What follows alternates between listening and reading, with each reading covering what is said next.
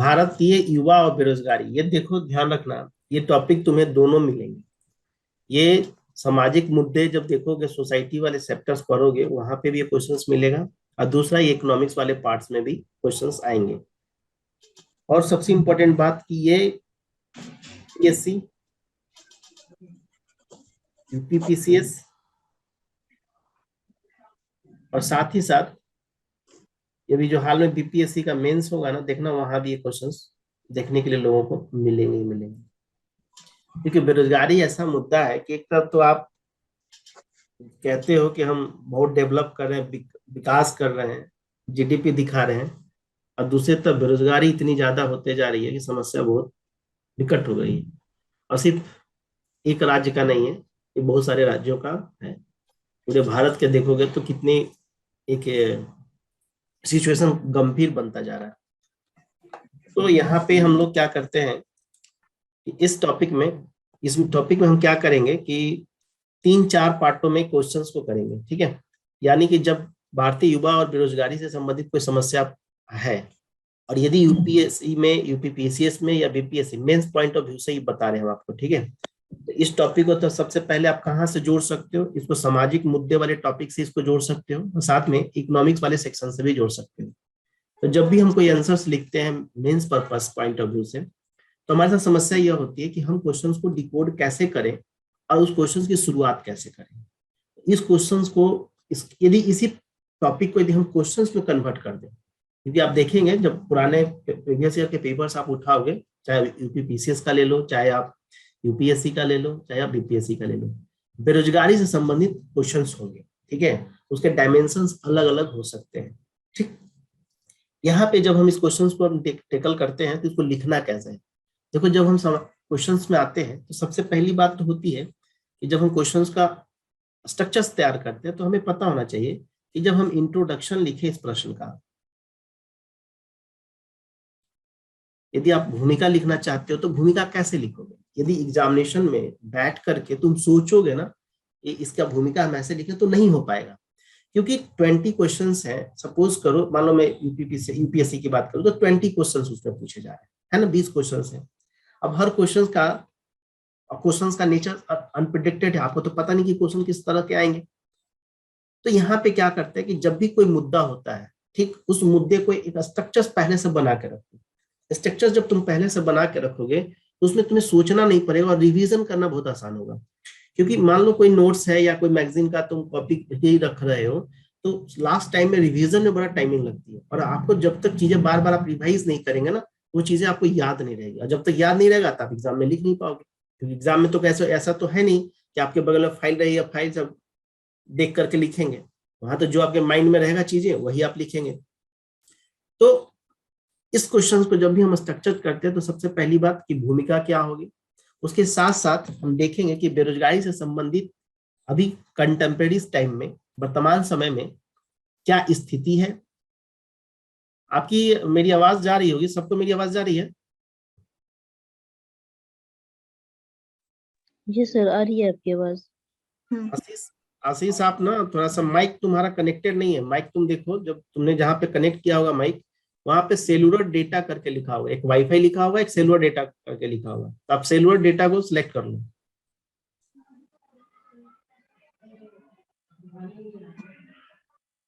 ठीक है आशीष, आपके माइक ना कनेक्टेड नहीं है।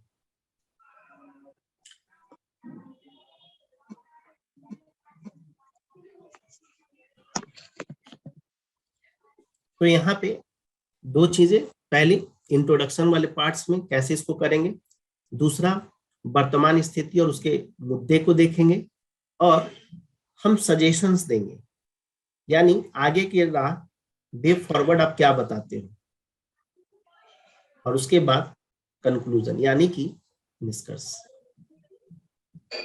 इस क्वेश्चन को हमने, इस टॉपिक को हमने 3 भाग में बांटा। टॉपिक क्या था हमारा कि भारतीय युवा और बेरोजगारी। अब बताओ, क्या युवा में सिर्फ पुरुष होंगे?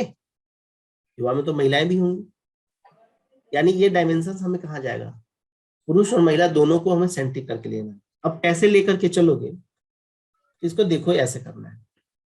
ये डेटा हमने जो लिया है वो एक न्यूज़पेपर है ट्रिब्यून इंडिया, ठीक है, वहां से ये डेटा था।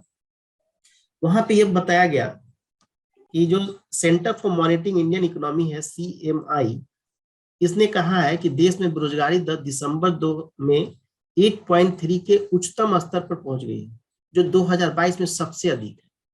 अब जो मैंने कहा था कि इस प्रश्न का आपको भूमिका लिखना है, तो भूमिका कैसे करोगे? तो भूमिका लिखने के लिए दो चीजें याद रखनी है कि जो पहले तुम्हें जो प्रश्न पूछे जाएंगे उस प्रश्न का रेफरेंस देखो, क्या वो कोई डेटा संबंधित कोई रिपोर्ट है, या कॉन्स्टिट्यूशनल प्रोविजन से रिलेटेड कोई क्वेश्चंस है, या कोई मुद्दा है। यदि कोई मुद्दा है तो किस संदर्भ में मुद्दा पूछा गया। तो यहाँ पे तुम्हें जब बेरोजगारी को बताना होगा तो बेरोजगारी को कहने से बेरोजगारी को नहीं ना बता पाओगे, उसके लिए डेटा सटीक आपको देना पड़ेगा। अब डेटा बताएंगे कि देखिए ये डेटा है, इसके अकॉर्डिंग ये बताया जा रहा है कि किस प्रकार से बेरोजगारी बढ़ रही है। तो यहाँ पे ये भी कर सकते हो कि सब पहले हम बेरोजगारी को बता दें कि बेरोजगारी होती क्या है। ठीक है, बिल्कुल ये भी हम कर सकते हैं कि हम बेरोजगारी को डिफाइन करते हुए हम क्वेश्चन को शुरू करें। लेकिन यहाँ पे सबसे बेस्ट तरीका यह होगा कि आप पहले ये कुछ डेटा लो और डेटा के बाद बता दो कि बेरोजगारी का कारण क्या है। यानी सबसे पहले जो डेटा का पार्ट होगा वो डेटा पार्ट में, अब ये डेटा हमने यहाँ से उठाया और उस डेटा को हमने भूमिका में लिख दिया, क्योंकि आपके अकॉर्डिंग दिए हुए डेटा पे नहीं होगा। डेटा IOL का डेटा हो सकता है, इंटरनेशनल लेबर ऑर्गेनाइजेशन का डेटा हो सकता है, या CMI का डेटा हो सकता है, गवर्नमेंट ऑफ इंडिया का डेटा हो सकता है, कोई डेटा आपके पास होना चाहिए। तो अभी बताओ, यदि मैं इसे आंसर राइटिंग पर्पज से यदि नोट्स बनाता हूँ और नोट्स के अंदर में हम भूमिका लिखते हैं, अब भूमिका में जाकर के ये सारे रेफरेंस डेटा हम एक जगह लिख लेते हैं, तो उससे संबंधित बाकी मुद्दे लिखते हैं। तो जब भी हमें रिवीजन करना होगा, जब भी आपको रिवीजन करना होगा, तो ये आपको कम समय में आपकी एक टॉपिक तैयार करेगा। क्योंकि इस क्वेश्चन में यदि अनएम्प्लॉयमेंट से जुड़ा कोई प्रश्न पूछा जाएगा तो उसके जो डायमेंशंस होंगे, डायमेंशंस भले बदल सकता है, क्यों? क्योंकि हो सकता है किस मुद्दे, किस तरह के क्वेश्चंस को फ्रेमिंग करके वो आपको दे, लेकिन आपने सारा डायमेंशन यदि कवर कर लिया तो आप इस क्वेश्चन को कर लोगे। जैसे इसमें कहा गया कि 2022 के अंतिम महीने में जो बेरोजगारी दर था, शहरी बेरोजगारी दर 10% थी, जबकि ग्रामीण बेरोजगारी दर दिसंबर के दौरान 7.5% देखा गया। और राज्यों में देखो, बेरोजगारी दिसंबर में हरियाणा में सबसे अधिक रही, और उसके बाद राजस्थान है, दिल्ली है, बिहार है, झारखंड है। अब ये डेटा को तुमने लिख करके सीधे इंट्रोडक्शन स्टार्ट कर दिया, भूमिका शुरू कर दिए, पैराग्राफ चेंज कर दो। पैराग्राफ जब चेंज कर रहे हो उसके बाद आओ बेरोजगारी के कारण पे। अब एक बात बताओ, हमें बेरोजगारी के कारण डिफाइन है, हमने एक जगह लिख रखा है, और हमने इस पहली बात में आपने क्या किया, आपने बता दिया। जब भूमिका आपने स्टार्ट किया तो भूमिका में ये डेटा को आपने रख दिया। ठीक, दूसरा, बेरोजगारी के कारण में हमने कहा कि जो हमारी सबसे बड़ी समस्या तो ये कि हमारी आबादी ज्यादा है, और उस आबादी को सबको जॉब देना। दूसरा, जो शैक्षणिक स्तर है हमारी, जो हमारे जो वोकेशनल स्किल्स है, वो उस लेवल के हम कामकाजी जो हमारी आबादी है उसको हम तैयार नहीं कर पा रहे हैं जिस तरह का डिमांड है। दूसरा कि कह रहा है इसमें क्या कि जो यूनिवर्सिटीज हैं, जो स्कूलों में जो हम एजुकेशन देते हैं वो पैटर्न पुराना है, हम बच्चों को रटने वाला सिखा रहे हैं, जितना रटा सको रटा दो, तो रटने पे ध्यान दे रहे हो, स्किल ना की सिखा रहे हो, ये भी एक चीज समस्या कर रही है। और दूसरा, जो बुनियादी ढांचा है वो तो समस्या ही समस्या है। धीरे धीरे इन चीजों पे काम हो रही है, ऐसा नहीं कि काम नहीं हुआ है। लेकिन आपको जब बेरोजगारी के कारण, देखो क्वेश्चंस ना, हमेशा एक चीज ध्यान रखना कि क्वेश्चन सभी को तो पता है बेरोजगारी क्या है ना, सभी बच्चे पढ़ रहे हैं, लेकिन जब तक तुम्हारे प्रश्न में ओरिजिनलिटी नहीं दिखेगी, उस मुद्दे को एड्रेस नहीं कर पाओगे ना, तो मार्क्स बड़ा कम मिलेंगे। और यहाँ पे ऐसा भी नहीं है कि आप कोई हाइपोथेटिकल सिचुएशन सोच करके दे रहे हैं। यहाँ पे डेटा क्या होगा कि जो आपने पहले से जो नोट्स बना रखे हैं या जो आपने कंटेंट्स का एक स्ट्रक्चर्स बना रखा है, उसको बार बार रिवीजन करना है, वहां जाके एग्जाम में लिखा जाएगा। लेकिन आप उसको रिवीजन नहीं करोगे तो नहीं लिखाएगा। तो इस तरह से आप देखते हैं कि कृषि श्रमिक जो है, जो किसान है, जो खेतों में काम करते हैं, अब उनके पास विकल्प नहीं है।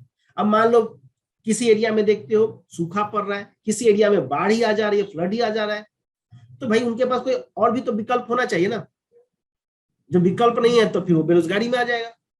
इस तरह से आपने बेरोजगारी के कारण को डिवाइड किया। दूसरी बात, जब मैंने कहा था कि जब हम युवा बेरोजगार की बात करते हैं तो युवा बेरोजगार में सिर्फ पुरुष नहीं होते, उसमें हमें महिलाओं को भी देखना होगा, और हमें ये भी देखना होगा कि महिलाओं के साथ क्या समस्या है।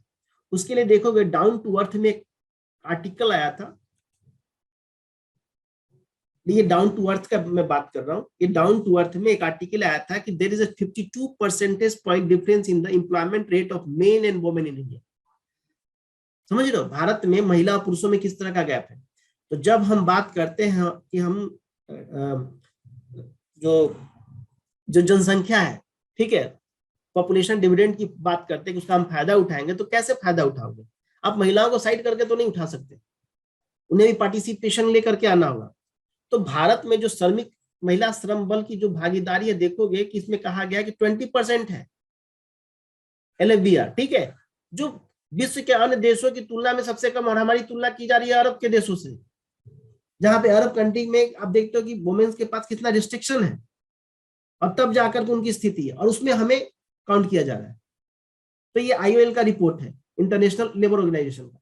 तो अब क्या होगा, अब यहाँ पे एक सेक्शन, पहले वाले में क्या किया, भूमिका वाले में वो डेटा उठाया CMI का, उस डेटा को लिखे, उसके बाद बेरोजगारी के कारण को बताए, और फिर उसमें अब आ गए ड्राइव कर दिए कि भारत में महिलाओं की क्या स्थिति है। क्योंकि महिलाओं की स्थिति में जब जाओगे तो ये डेटा है तुम्हारा इकोनॉमिक सर्वे का। इकोनॉमिक सर्वे 2023 में जो आया है जनवरी में, ये उसका डेटा है, ठीक है, इसने बताया है। अब बताओ, अब एग्जाम में बैठ करके इतना सोचोगे क्या कि इकोनॉमिक सर्वे में क्या लिखा था या किसी आर्टिकल में क्या है? ये पहले से करना पड़ेगा। ये जब तक आप पहले से नहीं करेंगे तब तक आप रिवाइज नहीं करोगे, और फिर वहां एग्जाम में लिखाएगा नहीं। तो इसमें देखो, इसमें कहा गया है, इसमें एक सजेशन है कि महिलाओं के लिए कार्य माप का दायरा को विस्तारित करने की आवश्यकता है। आखिर इकोनॉमिक सर्वे में इस पॉइंट को क्यों रखा गया? एक तरफ इंटरनेशनल ऑर्गेनाइजेशन भी आपको बता रही है कि भाई वुमेन्स का जो पार्टिसिपेशन है वर्कफोर्स में वो कम हो रहा है, और दूसरा तरफ आपका इकोनॉमिक सर्वे भी ये बात कर रही है। अब यहां देखो इसका कारण क्या है, उसमें 3 पॉइंट सबसे इंपॉर्टेंट है। महिलाओं की कम भागीदारी का होने का मतलब क्या है? यहाँ पे एक जेंडर रूढ़िवादिता भी है। जेंडर रूढ़िवादिता समझते हो? पुरुष होना, महिला होना, एक ऑर्थोडॉक्स टाइप का हम चीजें लेकर के चलते हैं। ये महिला है क्यों काम करेंगी, महिला का काम है घर में खाना बनाइए और रहिए, बाहर क्यों जाएंगे। अभी भी बिहार वगैरह में, बहुत सारे स्टेट में आप देखेंगे कि महिलाओं को खास करके कृषि कार्य में तो लगाया जाता है, लेकिन ऑफिस वर्क में नहीं भेजा जाता। जानवर वानवर पाल लीजिए, कर लीजिए, वो करने देंगे, लेकिन नहीं भेजेंगे। शहरों में तो चलो ये इसकी कोई दिक्कत नहीं है, शहर में तो कर लेते हैं लोग, लेकिन ये हमारी एक जो मानसिकता है, सोच जो है, वो रूढ़िवादिता जो है। यदि एक ही घर में मान लो कोई पुरुष घर में बैठा है और महिला यदि वर्क का काम करे, तो ये भी एक अलग डायलेमा सोसाइटी में है। क्योंकि इसीलिए मैंने इस टॉपिक को आपको कहा था कि सोशल जो सोसाइटीज है, ये सोसाइटी सामाजिक मुद्दे वाले चैप्टर से भी इसको जोड़ सकते हो, साथ ही साथ इसको इकोनॉमिक्स के पॉइंट ऑफ व्यू से भी जोड़ सकते हो, ठीक है। तो जेंडर रूढ़िवादिता हमारी बहुत सारी है, क्योंकि हमने बना रखा है इस तरह का मेंटेलिटी कि महिलाएं जो है घर का ठीक कंट्रोल करेंगी, घर का चीजें तुम देखो, हम पुरुष हैं, हम बाहर से कमाएंगे, हम लेकर के। और ये मेंटेलिटी होती है एक नॉर्मल सी फैमिली, जो मिडिल क्लास फैमिली है ना, उसमें ये चीज होती है कि हम बाहर का काम करते हैं, हम कमा रहे हैं, हम पैसा लेकर के आ रहे हैं, आपका काम है बच्चों को संभालिए, घर के परिवार को संभालिए, घर देखिए, घर का संभालना आपका काम है। ये एक चीज है। तो इस कारण से भी एक पार्टिसिपेशन यहाँ पे क्या हो रही है, महिलाओं की कम हो रही है, ठीक है। दूसरा पॉइंट है अवसरों की कमी होना। अवसर की बिल्कुल कमी है। कृषि में तो महिलाओं को लगा दे रहे हो, क्योंकि वहां पे जैसे आप देखते हो ना कि खेतों में, हरियाणा वगैरह में महिलाएं बहुत सारे खेतों में काम करती हैं। बिहार में तो उतना बड़ा बड़ा खेत खलियान तो है नहीं, लोगों को छोटे छोटे खेत हैं, तो वहां भी जो काम होता है, कृषि का काम, पशुओं का काम, पशुओं को पालने का काम, ये सारी महिलाएं करती हैं, ठीक है। तो श्रम के में अवसर की कमी हुई, क्योंकि एक सेक्टर आपने डाल दिया। अब जब शहर की तरफ आते हो तो आज आप देख रहे हो कि बैंकिंग सेक्टर हो, चाहे मेडिकल सेक्टर हो, चाहे एजुकेशन सेक्टर हो, ठीक है, चाहे फिल्म इंडस्ट्री का सेक्टर हो, हर जगह महिलाओं की पार्टिसिपेशन है। लेकिन ग्रामीण लेवल स्तर पे देखोगे तो वहां अवसरों की कमी है। दूसरा, महिलाओं की भागीदारी के कारण में 3 पॉइंट बहुत इंपॉर्टेंट है: जेंडर रूढ़िवादिता, अवसरों की कमी का होना, और अनपेड वर्क, ठीक है। और साथ ही साथ कुछ और कारक है, जैसे खराब स्वच्छता, यौन उत्पीड़न का भी मामला होता है, हरासमेंट होता है, सेक्सुअल हरासमेंट भी होती है। मान लो ऑफिस में जा रहे हैं, किसी के साथ हैपनिंग हो जाती है, स्टेटमेंट लोग कमेंट करने लगते हैं, तो उस तरह का जो उत्पीड़न होता है वो भी एक समस्या है कि लोग नहीं चाहते कि भाई हमारे घर के बच्चे या हमारे घर की महिलाएं कहीं काम करने जाए, क्योंकि जिस तरह के आज इन्वायरमेंट तुम देख रहे हो वो समस्या होती है, इसलिए लोग चाहते हैं कि ना जाए बाहर काम करने। ये भी एक समस्या है, इस चीज को भी आपको इम्प्रूव करना पड़ेगा। दूसरा, भेज रहे हो गाड़ी से, समस्याएं हो जाती हैं वुमेन्स के साथ, चलो बॉयज के साथ दिक्कत नहीं है लेकिन महिलाओं के साथ होती है, अकेले जाना आना परेशानी है, ये समस्या है। साथ ही साथ मान लो जिनके बच्चे हैं छोटे, अब वो कैसे काम पे जाए, या तो चाइल्ड केयर फैसिलिटीज होना चाहिए, क्रेच होना चाहिए जहां वो बच्चों को अच्छे से रख सके। दूसरा, महिलाओं का उपयोग, जनरली बुजुर्ग है घर में तो उनका देखभाल भाई कौन करेगा, अब सब लोग काम करने ही चले जाओगे तो फिर घर में जो बुजुर्ग है उनको कौन मदद करेगा। तो ये सब चीजें, ये सब समस्या जो है महिलाओं को उद्योग क्षेत्रों में काम करने से हतोत्साहित करता है। अब बताओ, जब तुमने बेरोजगारी का मुद्दा उठाया, बेरोजगारी के मुद्दे में सबसे पहले आपने किया क्या? आपने एक डेटा देकर के यह बता दिया कि एम्प्लॉयमेंटेबिलिटी का क्या स्थिति है अभी वर्तमान समय में, और दूसरा आपने बता दिया कि बेरोजगारी का कारण क्या है, और फिर बताया कि वुमेन पार्टिसिपेशन भी क्यों है, और वुमेन पार्टिसिपेशन कम होने का कारण क्या था वो भी जब आपने बता दिया, तो इसमें यह बता दो तो सजेशन दे दो, क्योंकि वे फॉरवर्ड तो बताना पड़ेगा ना, सिर्फ समस्याएं गिनाने से तो नहीं होंगी, उन समस्याओं के लिए आपको सजेशन भी देना होगा। तो सजेशन में क्या दोगे? यह कह सकते हो कि भारत में जो नीति निर्माता है, जो हमारी विधायिका है, जो नीति निर्माण करती है, अब उनका काम क्या है? वो प्रशिक्षण कार्यक्रम चलाएं, कौशल विकास देखें, बच्चों की देखभाल तक पहुंच बनाए लोगों को, कि नहीं भाई हम जहाँ पे महिलाओं को पार्टिसिपेशन वर्कफोर्स में लेकर के आ रहे हैं वहां पे महिलाएं क्या करें, उनके छोटे छोटे यदि बच्चे हैं तो उनको बच्चों को क्रेच अवेलेबल करा दो।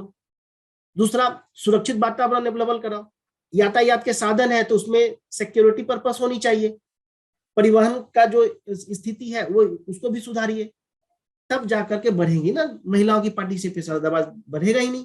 दूसरा, जो उद्योग क्षेत्र है, ग्रामीण क्षेत्रों में शिक्षा आधारित रोजगार सृजित करने की आवश्यकता है। अब ऐसा तो नहीं कि हम गांव की सभी महिलाओं को उठा करके शहर में लेकर के चले हैं, यदि वहां पे गांव में यदि महिलाएं हैं, शिक्षा का लेवल जिनका जितना शिक्षा है उसको इम्प्रूवमेंट करके वहां और भी रोजगार दे सकते हैं, लघु उद्योग वहां शुरू करवा सकते हैं, उनको एक जीविका का साधन मिल जाएगा। दूसरा, कृषि से जब काम बचा, जो समय है वहां कहीं और यूटिलाइज कर लेंगे। तो लोग क्या करें, अब कहेंगे कि मनरेगा हम लगा करके बेरोजगारी दूर, अरे भाई मनरेगा लगा करके वो परमानेंट सोल्यूशन नहीं है। आप कब तक मनरेगा के माध्यम से कुछ लोगों को जॉब क्रिएट करते रहेंगे? This is not a permanent solution, उसके लिए आपको इस तरह की चीजें सोचनी पड़ेगी। दूसरी बात, ये भी कह सकते हो कि सरकारी नौकरी को बढ़ाएं। अब मान लो सरकारी नौकरी को बढ़ाओ, देखो जिस तरह से गवर्नमेंट का जो minimum governance minimum government maximum governance की बात कर रहे हैं, तो वहां पे अब जॉब तो कमी हो रही है, किस तरह से देखते हो वैकेंसीज कम होती हैं, या तो आप उन चीजों में बढ़ावा दीजिए। दूसरा, जो खास करके यहाँ जो डेटा दिया गया कि जो स्वास्थ्य कार्यकर्ता है उनकी संख्या भी बढ़ा सकते हो आप। जो शहर में आप चलाते हैं राष्ट्रीय शहर रोजगार गारंटी योजना, उसमें सार्वजनिक संपत्ति बनाने पर ध्यान देने के साथ साथ उसके प्रमाणन की सहायता करो, आय सहायता प्रदान करने की कोशिश करो, तो इससे भी आपका स्किलिंग हो सकती है ना। अब मान लीजिए आज आप ड्राइवरलेस कार की तरफ जा रहे हो, आप इलेक्ट्रॉनिक व्हीकल की तरफ जा रहे हो, डीजल से आप पेट्रोल से आप कहाँ जा रहे हैं, आप जा रहे हैं इलेक्ट्रिक बाइक की तरफ। तो मान लो जो लोग मैकेनिक हैं, जो कार बनाते हैं, पंचर बनाते हैं, गाड़ियां बनाते हैं, गाड़ियां खराब, हमेशा तो आप शोरूम नहीं जाते ना, रोड पे कहीं किसी दुकान में बनाते, तो वैसे लोगों को अपग्रेड स्किल करो कि ताकि आने वाले जो नई टेक्नोलॉजी है, नई गाड़ियां हैं, उसको मरम्मत कर सके, रिपेयरिंग कर सके, तो आप स्किलिंग करनी जरूरी है। तो इस तरह से आप देखेंगे कि एक तरह से ये सजेशन आप दे सकते, और ये प्रैक्टिकल सजेशन है, ये हाइपोथेटिकल कोई बात नहीं कर रहा हूं। और ये आपके प्रश्न में उत्तर में यदि इन पॉइंट को आप एड्रेस करते हो तो ऑब्वियसली याद रखना आपके नंबर बाकी बच्चों के नंबर से ग्रेस बढ़ेगा ही बढ़ेगा। उसके बाद एक पॉइंट आती है जो मैंने कहा था कि इकोनॉमिक सर्वे में देखोगे, इकोनॉमिक सर्वे में कहा गया, देखो खास करके वुमेन्स के लिए यहाँ पे कहा इन्होंने कि महिलाओं को स्वतंत्र विकल्प देने में सक्षम बनाने के लिए जेंडर आधारित नुकसानों को दूर करने और उसमें और अधिक गुंजाइश है, यानी एक तरह से किफायती क्रेच, इकोसिस्टम सेवाएं, कैरियर काउंसलिंग, ठीक है, रहने और परिवहन आदि की सुविधा में समावेशी एवं व्यापक विकास के लिए जेंडर लाभ प्रकट करने में अधिक सहायता मिल सकती है। ये इकोनॉमिक सर्वे खुद बोल रहा है। तो यदि तुमसे पूछा जाए, मान लो तुमसे कोई इंटरव्यू में ही पूछ ले कि आप जब महिलाओं का श्रम बल में सहभागिता दर कम है तो आप क्या सजेशन देंगे, कैसे उसको आप इंप्रूवमेंट करें, तो वहां पे कुछ हो सकता है कि आपकी आइडिया, जब आपकी आइडिया नहीं बनती है तो इकोनॉमिक सर्वे को यहाँ पे कोट कर सकते हो, यहाँ के इकोनॉमिक सर्वे की बातें उठा करके रख सकते हो। तो इस तरह से आप देखोगे कि इस क्वेश्चन को हमने कैसे किया। अब जाओ वर्तमान स्थिति में, वर्तमान स्थिति में देख लो सार्वजनिक क्षेत्र में किस तरह से नौकरी कम हो रही है, नीतिगत विफलताएं भी हैं। हम पॉलिसीज बना रहे हैं, पॉलिसीज एड्रेस ही नहीं कर पाए। स्किल इंडिया आपने बनाया और स्किल इंडिया की हालत इतनी खराब है कि आप पैसा तो उस पर खर्च किए हैं लेकिन स्किल में अपग्रेड ही नहीं हो पा रहा है। प्राइवेट कंपनियां कह रही हैं कि हमारे पास स्किल लोग मिल ही नहीं रहे हैं, तो नीतिगत आपके विफलता है ही है। पॉइंट। तो इस तरह से इन मुद्दों को लेकर के इस प्रश्न का जवाब आप लिख सकते हैं। अब मान लो नीतिगत फेलुअर है तो सही क्या करोगे, इसमें भी सजेशंस के रूप में, और लास्ट में जो मैंने बात की थी कंक्लूजन। तो कंक्लूजन में तीनों बात होंगी, एक बेरोजगारी वाला, दूसरा जो महिलाओं की पार्टिसिपेशन कम है उसकी बात, और तीसरा जो नीतिगत रूप से जो समस्या है, जो वर्तमान मुद्दे थे उस मुद्दे को भी एक सजेशन तुम्हें देना, एक निष्कर्ष तुम्हें देना पड़ेगा। अब निष्कर्ष में क्या है, इसमें कहा कि यदि सही नीतियां लागू की जाती हैं तो भारत के शहर रोजगार सृजन के लिए एक तरह से मैग्नेट का काम करेगा, मतलब आकर्षण का काम करेगा। भारत के जनसांख्यिकीय लाभांश को जनसांख्यिकीय आपदा बनने से रोकने के लिए, ध्यान रखना इस लाइन को, जनसांख्यिकीय लाभांश पॉपुलेशन डिविडेंड को आप डिजास्टर में बदलने मत दो। क्यों? क्योंकि भाई अभी ना तुम्हारी जनसंख्या जो है एक युवा के क्षेत्र में है, आने वाले 20 साल के बाद, आने वाले 30 साल के बाद फिर वो भी तो बूढ़े होंगे, तो फिर उनको कैसे तुम टेकल करोगे? तो या तो डिजास्टर बनने मत दीजिए, उस लाभांश का बेनिफिट उठाइए, और उस करोगे कैसे? कहता है कि हमें रोजगार सृजन, श्रम बाजार के लिए युवाओं के कौशल विकास की चुनौतियों का समाधान करना चाहिए कि आपको 2023 से लेकर 2030 के बीच लगभग 90 मिलियन गैर कृषि रोजगार सृजित करने की आवश्यकता है। जो गांव में जो रूरल अनएम्प्लॉयबिलिटी है उसको बढ़ाने, कम करने के लिए, ठीक है। उस शिक्षा में के स्तर में भी सुधार करने की जरूरत है, ठीक है। अर्बन श्रम बाजार में तत्काल सुधार के निर्धारित करता है, यानी जो अर्बन क्षेत्र में देखोगे जो बेरोजगारी है, उस क्षेत्र में क्या करोगे? उस क्षेत्र में आप देखते हो कि बहुत ऐसे लोग हैं जो पढ़े लिखे तो हैं, स्किल तो है, कहेंगे कि हमें स्किल भी, हमने पढ़े लिखे, लेकिन उनसे काम नहीं हो पाता, यानी कि उनका कहीं ना कहीं स्किल में दिक्कत है, या तो स्किल इनहेंस नहीं हुई, या उस क्वालिटी की एजुकेशन उनको मिली नहीं, या उस क्वालिटी का उन्होंने स्किल को अपग्रेड नहीं किया, तो ये भी एक समस्या है। तो इस तरह से आप इस क्वेश्चंस को टेकल कर सकते हैं। यानी जो भी इस टॉपिक आएगा, ध्यान रखना इस प्रश्न को तुमने 2-3 भाग में मैं बांट दिया, क्योंकि ये प्रश्न हो सकता है कि 150 शब्द में आए, हो सकता है ये प्रश्न, मान लो किसी को बीपीएससी का पेपर देना है तो वहां पे ये 38 मार्क्स का क्वेश्चन होगा, बेरोजगारी का मुद्दा उठा तो उसके अनुसार ही कंटेंट होगा। यूपीएससी में मान लो 150 शब्द में आ गया या 250 शब्द में आ गया, तो उसके अकॉर्डिंग ये क्वेश्चन हो सकता है। इसीलिए मैंने कहा कि बहुत हॉट टॉपिक है और हर जगह ये मुद्दा छाया हुआ है बेरोजगारी को लेकर के, और ये अभी प्रेजेंट में जो गवर्नमेंट उसके लिए भी चैलेंज है। कोशिश की जा रही है लेकिन ये कोशिश टेकल नहीं हो पा रहा है। और हम जो ये कहते हैं कि हमारे पास लाभांश है, जनसांख्यिकीय लाभांश लेना है हमें, हमारे पास पॉपुलेशन डिविडेंड है हमारे पास, तो भाई उसको कहने से थोड़ी ना होगा, उसको आपको यूटिलाइज करना पड़ेगा। यूटिलाइज करने के लिए आपको इंफ्रास्ट्रक्चर पे फोकस करनी होगी, उसको यूटिलाइज करने के लिए आपको एजुकेशन पे खर्च करना पड़ेगा। हेल्थ अच्छी होगी तभी तो, मान लो पॉपुलेशन ही है, अब पता चला कि बीमारियों से लोग परेशान है, तो आपको हेल्दी पीपल भी तो चाहिए। मान लो घर में 10 मेंबर है, अब पता चला कि सबकी तबीयत ही खराब है, ठीक है, कभी किसी को कोई बीमारी, कभी किसी को कोई बात है, तो हेल्थ पे भी खर्चा गवर्नमेंट को बढ़ाना चाहिए, एजुकेशन पे बढ़ाना चाहिए, शिक्षा पे, टेक्निकल एजुकेशन को बढ़ाओ, इंफ्रास्ट्रक्चर को बूस्टअप करो। तो इस तरह की सॉल्यूशंस आप रिकमेंड कर सकते हो।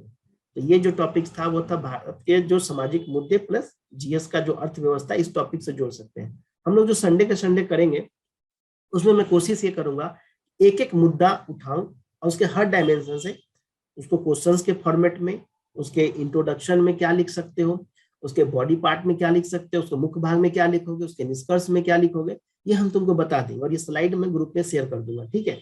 एक बार आप लोग क्या करना, इसको उसी स्ट्रक्चर्स में लिख लेना।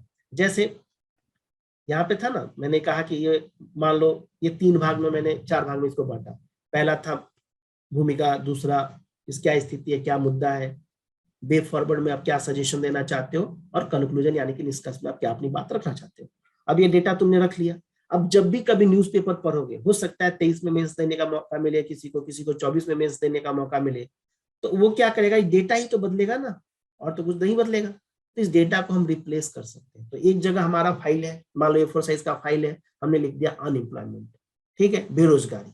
अब बेरोजगारी से संबंधित तुमने स्टैटिक चीजें तो ऑलरेडी पढ़ रखी है ना, पहले तो कहीं ना कहीं इकोनॉमिक्स पढ़ा होगा, तो बेरोजगारी का चैप्टर तो आपने पढ़ रखा है, वहां से तुम्हें ट्रेडिशनल चीजें तो मिल गई।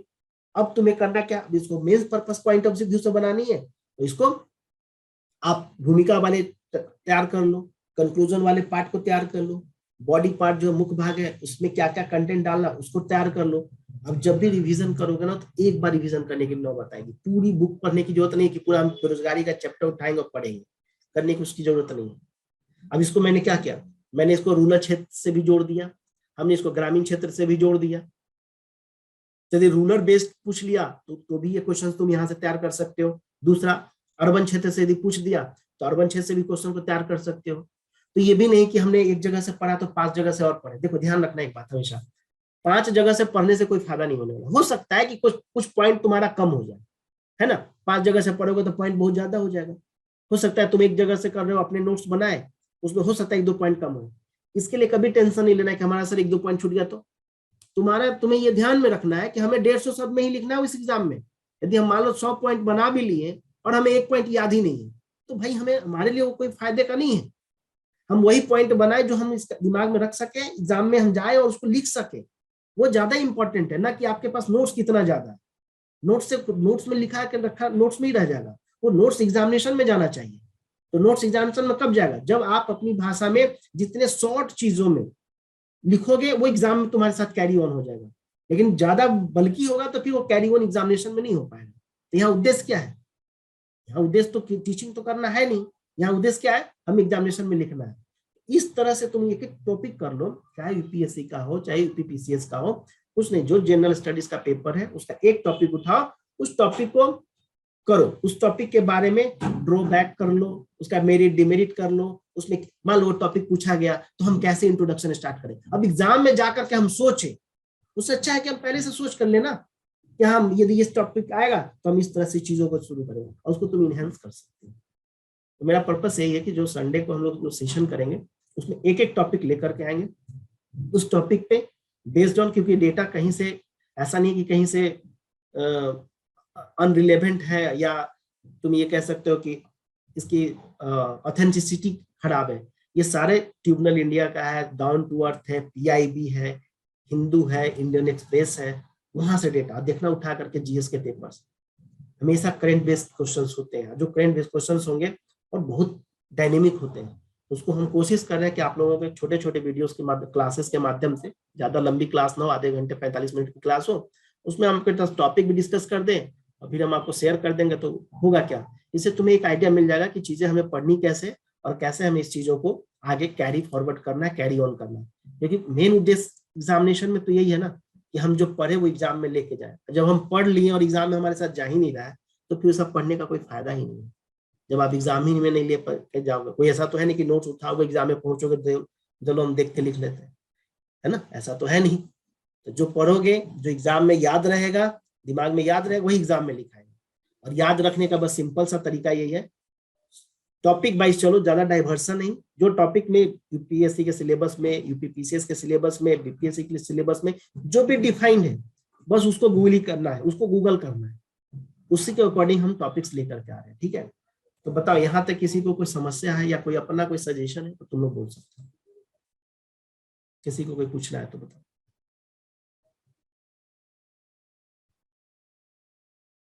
क्या हुआ जी, सब सो गए हैं क्या? नहीं सर, कोई समस्या नहीं है, समझ में आ गया।